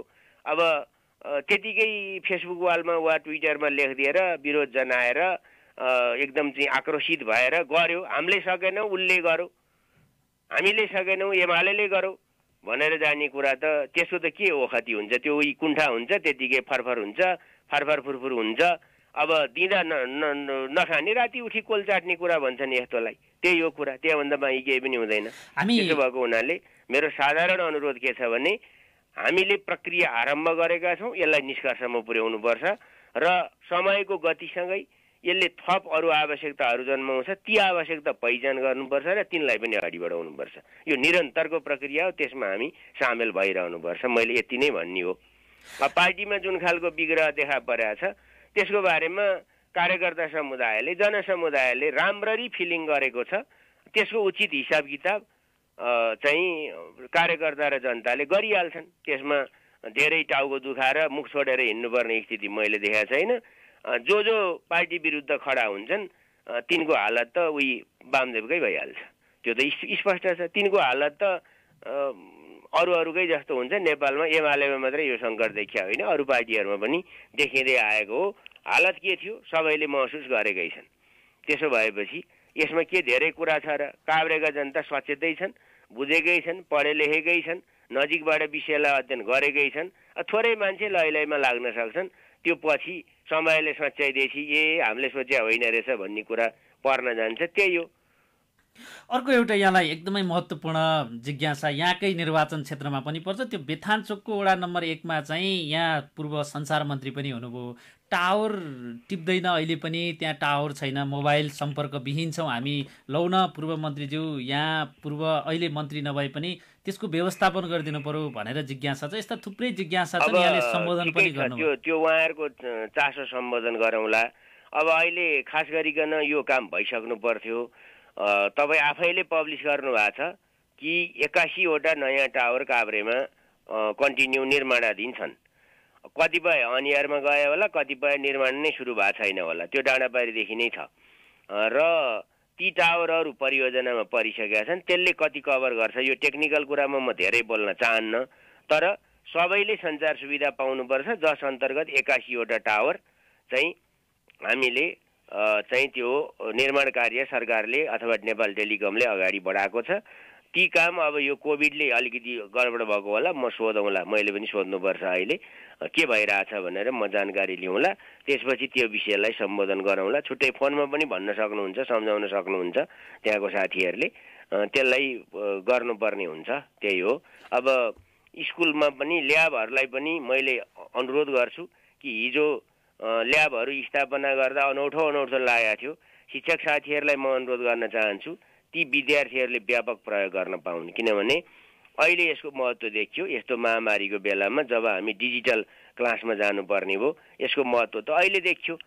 त्यसैले चाहिँ सिकाइको कुराले, त्यसैले अब जहिले स्कुल खुल्छ साथीहरूले त्यसलाई पनि धेरै म्याक्सिमम सदुपयोग गर्नु होला भन्ने म अनुरोध गर्न चाहन्छु। अर्को एउटा जिज्ञासा पनि छ र, यो बजेटको सन्दर्भमा प्रचार पनि राम्रै, चर्चा पनि राम्रै, सम्बोधन पनि राम्रै, तर कार्यान्वयन भएन भन्ने गुनासो छ विद्यार्थीहरूको। यो 25 लाख ऋण, अहिले फेरि ल्यापटप किन्ने ऋणको कुरा छ। यसमा बैंकहरूको बेमानी हो, सरकारको बेमानी होइन। अब त्यसमा अलिकति यो कुरा अलिअलि उठ्या छ। बैंकहरूमा पैसा जाने, सरकारले त्यो पैसा तोकिएको पैसा पठाउने, बैंकहरूले दिनको निम्ति अरू क्षेत्रमा बढी नाफा हुने भयो, यसमा त नाफा नहुने भयो। त्यसपछि बैंकहरूले, प्राइभेट बैंकहरूले यसमा अलिकति झमेला झिक्या हुन्। त्यसैले यसको नीति बदलिदिएर प्राइभेट सेक्टरलाई चाहिँ नदिएर चाहिँ वाणिज्य राष्ट्र बैंक र उसका, राष्ट्र बैंकले त त्यो काम त्यति गर्दैन, तर राष्ट्र बैंकबाट वा शाखाहरू त्यसका छन् भने वा वाणिज्य बैङ्कबाट वा कृषि विकास बैङ्कबाट यस्तो प्रबन्ध मिलाउनु पर्छ होला जस्तो चाहिँ अलिअलि महसुस भएको छ। त्यो कुरा अर्थमन्त्रीजीलाई हामी भन्न सक्छौँ, उहाँले पनि महसुस गर्न सक्नुहोला। थुप्रै जिज्ञासाहरू यहाँले मेटाइदिनु पनि भएको छ। यहाँ हाम्रो यो कुराकानी सुनेर थुप्रै श्रोता मित्रहरूले आफ्नो टोलको, आफ्नो ओडाको, आफ्नो पालिकाका केही जिज्ञासाहरू बजेट चाहिँ सम्बोधन भएन भन्ने जिज्ञासा पनि राख्नु भएको छ। टोल टोलको हुँदैन साथी हो, टोल टोलको गर्न त स्थानीय पालिका छ, त्यहाँ पनि त पैसा गएको छ नि, 5 अर्ब पैसा त्यहाँ गएको छैन। त्यो मैले अघि नै त्यत्रो व्याख्या विश्लेषण गरेँ नि, किनभने काभ्रेकै कुरा गर्नुहुन्छ भने 4 अर्ब 80-82 करोड रुपियाँ गएको छ। अनि त्यो पैसा त हाम्रो त 3टा सरकार भएपछि 3टा सरकारका आफ्ना दायित्वबाट गर्नु पर्यो नि, त्यहाँ पनि झकझक्याउनु पर्यो। उनीहरूले योजना बनाउँदा त्यहाँको आवश्यकतालाई सम्बोधन गर्नु पर्यो। अब सङ्घीय सरकारले कुन वडाको 20 घरको खानेपानी गर्दैन के, त्यो हाम्रो व्यवस्था अन्तर्गत नै गर्दैन, गर्न नचाहेर होइन। त्यसको निम्ति त वडा चाहिएको, वडा किन चाहियो त भन्दा त्यसको निम्ति चाहियो। पालिकासम्मको आवश्यकता समग्रमा सङ्घले हेर्छ, त्यसमा प्रदेशले पनि हेर्छ। अब खास सरकारले, सङ्घीय सरकारले त प्रदेशहरूलाई मात्रै एलोकेट गरेर बाँकी प्रदेशले स्थानीयलाई पठाउनु पर्ने हो। तर हाम्रा प्रदेशहरूको पनि त्यो क्षमता नभइसकेपछि सङ्घीय सरकारसितै बढी क्षमता भएको हुनाले त्यहाँको आएको हो। नभए अरू देशमा त सङ्घीयता भएको देशमा सिधै सङ्घले प्रदेशलाई मात्रै सम्बोधन गर्छ, त्यसका ठुल्ठुला चिजहरूलाई मात्रै, त्यो पनि प्रदेशले गर्न नसक्नेलाई गर्छ। प्रदेशले गर्न सक्ने प्रदेशले गर्नु पर्यो, स्थानीय तहले गर्ने स्थानीय तहले गर्नु पर्यो। अब बजेट चाहिँ आजका मितिसम्म चाहिँ अबन्डा बजेट राखेर हिँड्या नगरपालिकाहरू पनि छन् नि। अबन्डा बजेट 2 करोड रुपियाँ खल्तीमा योजना, उसलाई बोलायो तेरो घरको पर्खाल लडो 2 लाख लैजा, अर्कोलाई बोलायो तेरो खेता चाहिँ जाली लाउनु पर्यो होला तँलाई 5 लाख लैजा भन्ने यो भणुवा व्यक्ति पञ्चायती खालको राजनीति नगरौँ के। साथीहरूलाई मेरो अनुरोध छ, स्थानीय तहका साथीहरूलाई पनि कुरो अप्रिय होला, चित्त नबुझ्ला, तर भएका छन् नि। मैले मेरै नगरमा त्यो सुनिरहेको छु, मण्डनमै त्यस्तो गरिरहेको छ भनेर। अन्त कहाँ छ? त्यो व्यक्तिगत पैसा होइन नि, त्यो राज्यको पैसा हो। त्यो त ओपन शीर्षकसँगै बजेटको एलोकेट गर्नु पर्यो नि। समग्र बजेट पास गरेर अनि मेयरलाई, उपमेयरलाई वा कुनै शक्तिशाली वडा अध्यक्षलाई अनि बसेर खासाखुसुक गरेर काने खुसीमा बजेट बाँड्ने प्रक्रिया नै बन्द गर्नु पर्यो नि। त्यहाँ औलो उठाउनु पर्यो साथी हो। यो काम त त्यसरी पनि जान्छ नि त। अर्को अन्तिममा मान्यज्यू, पूर्व मन्त्रीज्यू, यो प्रदेशले पनि बजेट अब प्रस्तुत गर्दैछ। यहाँको निर्वाचन क्षेत्र र छुटेका निर्वाचन क्षेत्रहरूको पनि केही महत्त्वपूर्ण योजनाहरू चाहिँ यहाँलाई व्यक्तिगत रूपमा वा यहाँको म्यासेन्जरमा पठाउन सक्यो भने? प्रदेशले सुरु गरेका केही प्रदेशले सुरु गर्नुपर्ने, जस्तो कि 15 किलोमिटर भन्दा 18 किलोमिटर भन्दा तलका सडक त सङ्घले बनाउने व्यवस्थै होइन नि त हाम्रोमा त हो। त्यसो भएपछि ती सडकहरू प्रदेशलाई ह्यान्डओभर गरिएको हो। जस्तो चाहिँ सङ्घले सुरु गरेको तर प्रदेशमा ह्यान्डओभर भएको स्रोतको सुनिश्चितता चाहिँ सङ्घले नै गरिदिनु पर्ने। जस्तो कि सिलामे भिर त्यो प्रदेश सरकारलाई त्यो सडक सङ्घीय सरकारले ह्यान्डओभर गर्यो अनि त्यो चाहिँ त्यसरी गयो। अब तालडुङ्गाको बाटो पनि त्यही हो, उता महाभारतपट्टिको बाटो त्यो पनि त्यही हो। अनि सङ्घले पैसा त दिन्छ प्रदेशलाई पनि, त्यो पैसाबाट उनीहरूले मिलाएर जाने हो। त्यसमा पनि भनिसकेँ नि मैले, चालु योजनालाई रोक्न मिल्दैन, इन्कम्प्लिट योजनालाई कम्प्लिट गर्नु पर्यो। त्यसपछि नयाँ योजनाहरू समावेश हुनुपर्छ। अब योपल्ट म यही योजना भन्न सक्दिनँ, त्यसको सूची बनाएर साथीहरूले भएपछि प्रदेश सरकारमा यी काम पुराना कन्टिन्युटी गर्नुपर्ने नै छन्। इन्कम्प्लिट छ, उनीहरूको आफ्नो प्रतिवेदन पनि आउँछ, संस्थागत प्रतिवेदन पनि आउँछ। यी चाहिँ नयाँ योजनाहरूलाई समावेश गर्नु भनेर त्यहाँ चाहिँ मुख्यमन्त्री लगायत अरू आर्थिक योजना, भौतिक कुनमा पर्छ, काहीँ खानेपानी होला, काहीँ सानोतिनो बाटो होला, काहीँ सानोतिनो झोलङ्गे पुल होला, यी चिजहरू हुन्छ। र अर्को पनि बताउँछु यो त अर्थमन्त्रीले प्रस्तुत गर्दाखेरि आएका कुरा हुन्। त अर्थमन्त्रीले प्रस्तुत गर्दा नआएका कुराहरू चाहिँ अरू मन्त्रालयगत हिसाबले पनि त योजनाहरू अगाडि बढ्छन् नि। ती योजनाहरू पनि प्रशस्तै राखिया छ, थुप्रै योजनाहरू राखिएका छन् मन्त्रालयले अगाडि बढाउनु पनि। यी अर्थमन्त्रीले भनेको राष्ट्रिय महत्त्वका सन्दर्भका नीतिगत वा त्यस खालका कुरा हुन्।